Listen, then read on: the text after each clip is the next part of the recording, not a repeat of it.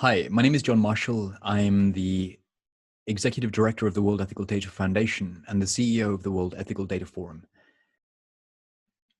I'd like to talk just very briefly about a couple of the peculiar qualities the data has and the peculiar qualities, in fact, of the ways we think about data. And some of the ways in which we can begin to reorient our thinking about the ethics the questions about ethics that arise in consequence of these questions about data. One thing that perhaps should be said in advance is that we do tend to, and we ought not to, conform and dote on technological progress at any price, and that this dotage is definitely an infirmity when it comes at the cost of civil liberties, unambiguously understood. We have to understand the subtlety or the nuances here, but we also have to realize that we are not floating in a void. There is a lot of history, traditionally, culturally behind us, and it would be wise to remember that we may want to at least entertain the idea of how we might explain to previous generations that despite all the literary and cinematic warnings, despite all the philosophy and critics and historical scholarship, that we may well be flinging ourselves into a state of incredible vulnerability. And it's not even because the considerations are so wonderfully subtle that they're beyond the mainstay of the populace. I mean, they're subtle as the fleets of surveillance dirigibles in some instances across the US. So it would be wise to at least be capable of beginning to heed the warnings that China is currently furnishing us with, and Russia has done, and the history of the West also, with an embarrassment of riches. Now, that said, it doesn't change the fact that we are hopeless at deciding how we wish to live. We're very good at working out what we find abhorrent and awful and avoidable, what we find distasteful. We are not so good at the positive exemplar morally, or in terms of the kinds of state or civilization we wish to realize. That's nothing to do with us or our failings. That's just, I think, a condition of human life. I mean, Plato didn't do any better when he wrote the Republic and dreamt up the Callipolis. I mean, he infamously says, that, even the blueprint of this perfect state was going to happen through sort of, the divine intervention or sheer luck. A bit of modesty, therefore, may be in order, and recognize that we may want not to hope for, divine intervention or hope that it's going to happen just due to luck or happenstance.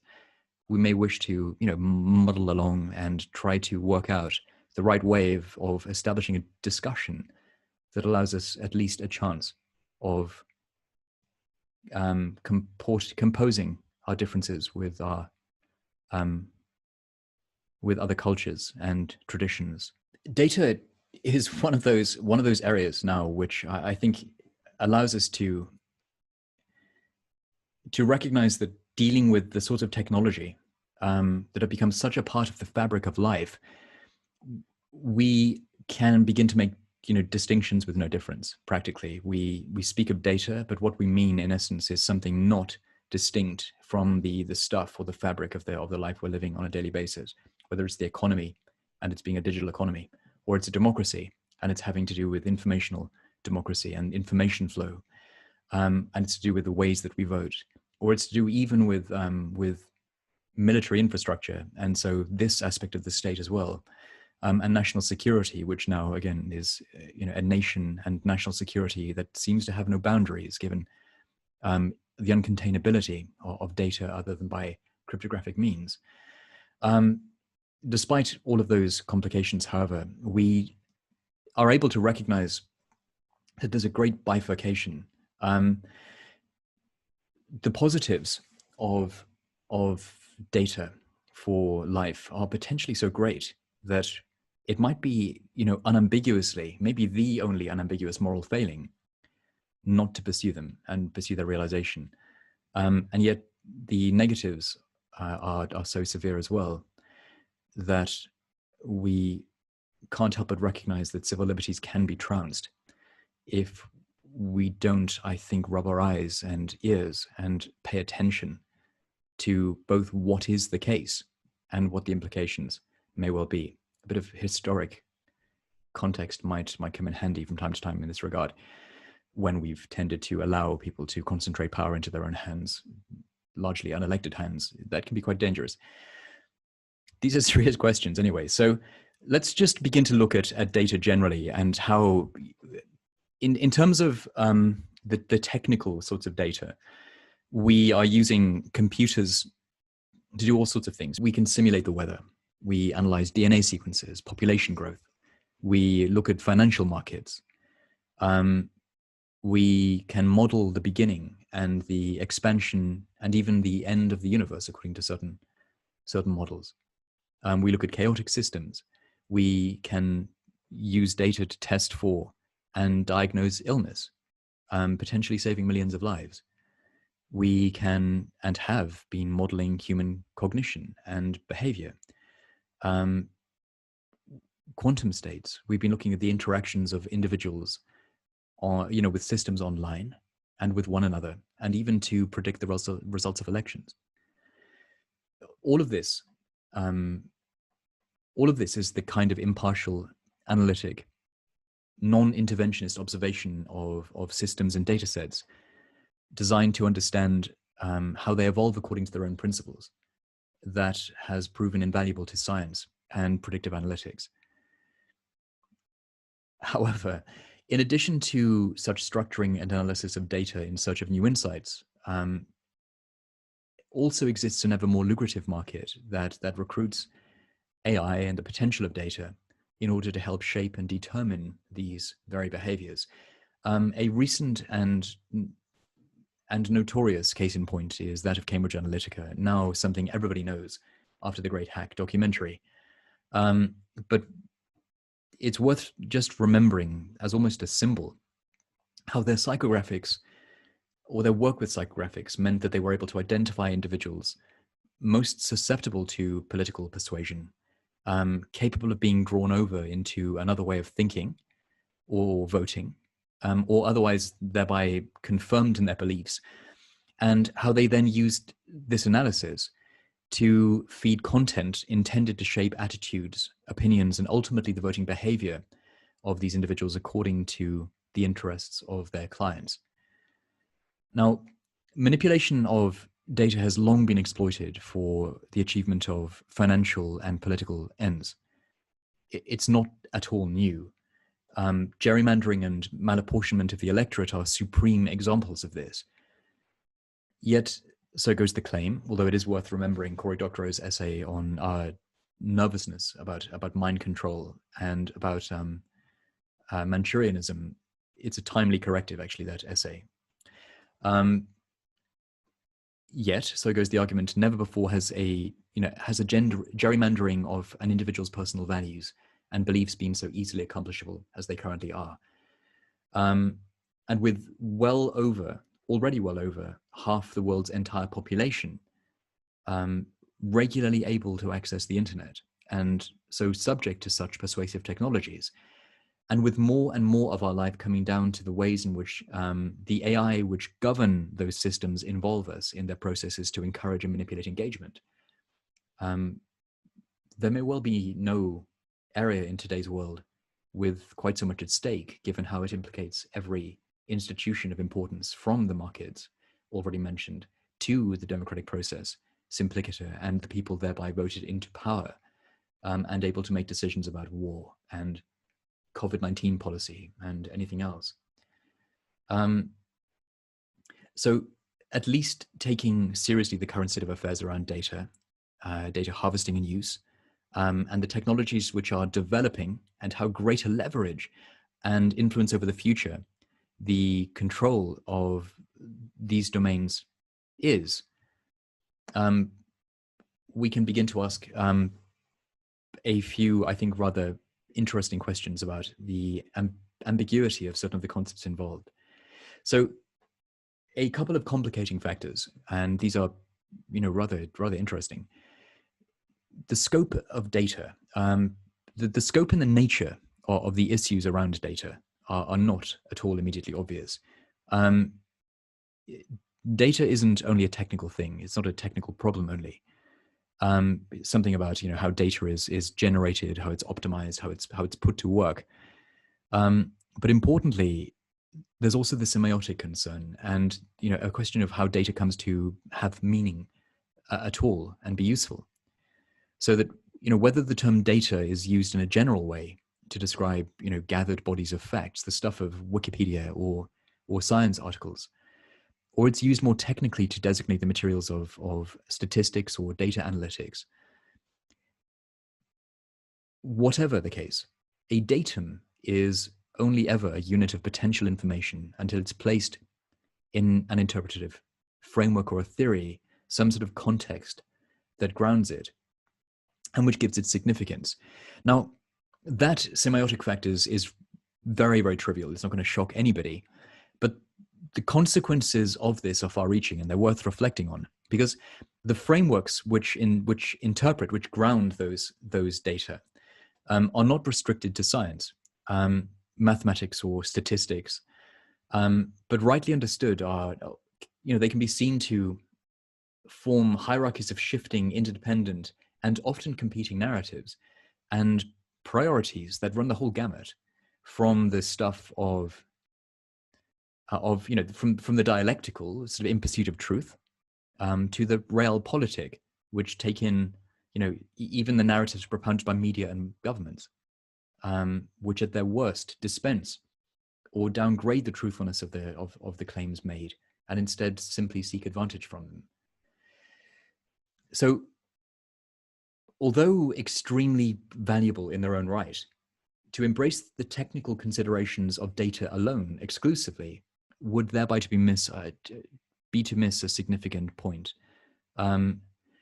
precisely because of this dependency on their frameworks. For all a fact and the interpretative scheme that grounds it are conceptually distinguishable, they're also conceptually and practically indissociable. They, the framework is, the context is immanent in the claim or the statement or the fact. So that we can think them differently, we can't actually pull them apart.